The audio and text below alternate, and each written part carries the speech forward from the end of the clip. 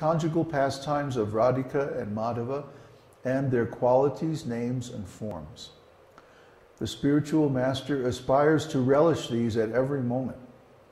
I offer my respectful obeisances unto the lotus feet of such a spiritual master. The spiritual master is very dear because he is expert in assisting the gopis, who at different times make different tasteful arrangements for the perfection of Radha and Krishna's loving conjugal affairs within the groves of Vrindavan. I offer my most humble obeisances unto the lotus feet of such a spiritual master. The spiritual master is to be honored as much as the Supreme Lord, because he is the most confidential servitor of the Lord. This is acknowledged in all revealed scriptures and followed by all authorities. Therefore, I offer my respectful obeisances unto the lotus feet of such a spiritual master, who is a bona fide representative of Sri Hari, Krishna. By the mercy of the spiritual master, one receives the benediction of Krishna. Without the grace of the spiritual master, one cannot make any advancement. Therefore, I should always remember and praise the spiritual master. At least 3 times a day, I should offer my respectful obeisances unto the lotus feet of my spiritual master. So this is the most important principle in spiritual life, because the spiritual master is the source of all spiritual advancement. The mercy of the spiritual master is what gives us love of Godhead and perfection in spiritual life. Spiritual knowledge, the blessings of being engaged in devotional service, and even the chastisement and punishments sometimes of the spiritual master is actually mercy. Why? Because it corrects our faults. We all need someone to correct our faults. No one is faultless. So everyone needs to have a relationship with a spiritual master, and that relationship begins by bowing down and paying obeisances to the spiritual master. I do this myself and have done it for more than 40 years, so it hasn't hurt me at all. In fact, it's helped me very much. By the obeisances to the spiritual master becomes obligated to the student, to the disciple. He sees the disciple making so much sacrifice and working so hard to serve him, then naturally his mercy is invoked on that disciple.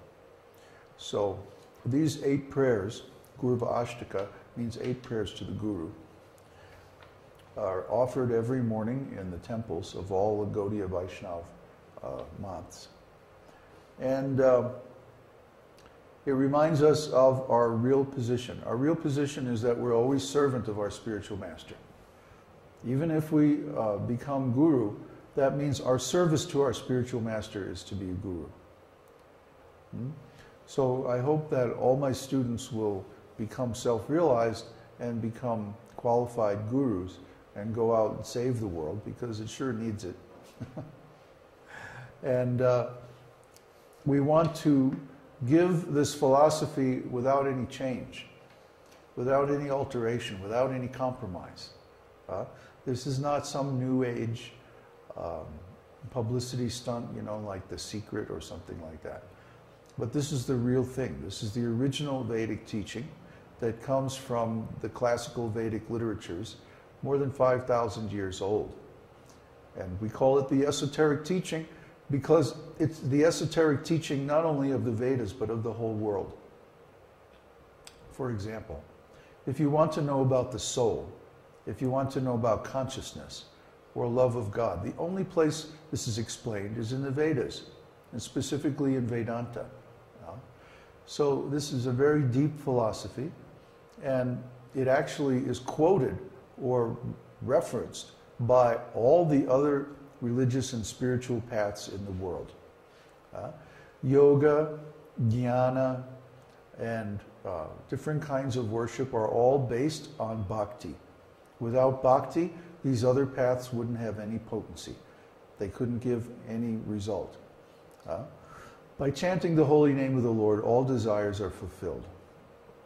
But the real desire, or the best desire that we can have, is for pure love of Godhead, because that leads to residence in the spiritual world. And this material world is not our home. We want to go home to the spiritual world. That means we can't have any other desire other than to please Krishna. Because no one can go to the spiritual world unless they're pure. If we have some selfish desire for name, fame, or material opulence or something like that, that will ruin our devotional service. So we need to be very cautious, very careful to remain pure. And this is an internal thing, not only externally pure. Yeah, that's important. But the real purity means purity of desire. Our desire should be pure love. Like it says here, the spiritual master is always assisting the gopis in the conjugal affairs of Radha and Krishna in the groves of Vrindavan. Well, what does that mean? Well, you have to realize it.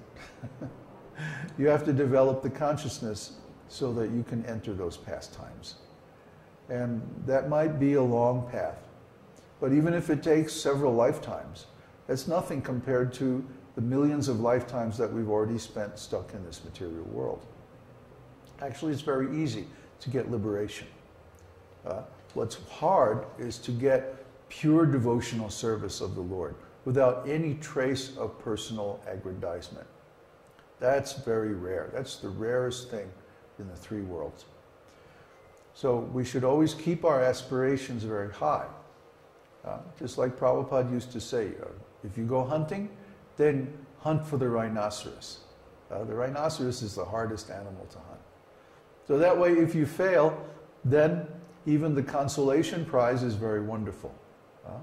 So even if we fail to develop pure love of Krishna, even the consolation prize, which is liberation in Vaikuntha, is very wonderful, very beneficial. And from there we can make further advancement. So, I hope you all are happy and well engaged in spiritual life today. Today we're going to look at the 2 shlokas from Śrī Viṣṇusahasranāma that we posted last week, and from the prologue, shlokas 10 and 11. There's Krishna playing his flute now, you hear? We should talk about The painting? Yeah, we were going to say something. Oh, I was going to show it. Yeah, put the camera on. Krishna Prapti made this very beautiful painting. Can you see it? Yeah. Nice painting of Krishna, which he sent to us as a gift. So I want to thank him very much for his nice gift. This is devotional service. Whatever talent we have, or whatever skill we have, whatever abilities or creative talents, we should offer them in the service of the Lord. For example, I used to be a professional musician. Now I play music for Krishna. So we can all engage our talents and skills like that. That's very wonderful, because then we won't be performing material activities with them. We'll be engaged in spiritual life instead. Okay. Let's look at shloka 10. Pavitranang pavitrang yo mangalanang cha mangalam daivatam devatanang cha bhutanang yo vyayapita.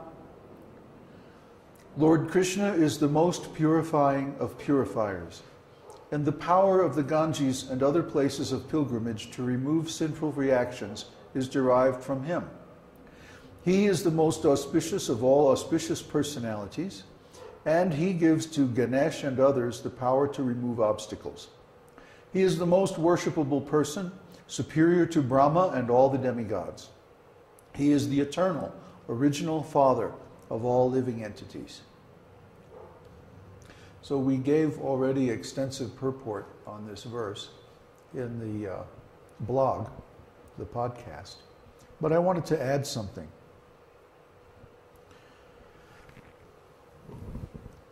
Pavitram means pure. Pavitram, so pavitranang pavitram. Of all purifiers, he is the purifier. He purifies even the pure. So anything which is pure, for example, the Ganges. Ganges comes from the little toe of the Lord as Vamana. When Vamana Dev appeared before Bali Maharaj, Bali Maharaj at that time was the emperor of the whole universe. He had conquered the universe, actually taking it away from Lord Indra and become the ruler. But because he was coming from the family of the demons, Lord Indra was very disturbed. And he went to his guru Brihaspati and said, I have to do something about this. I can't stand this, to be defeated by the demons. So Brihaspati meditated, and then he said, pray for an incarnation of Vishnu.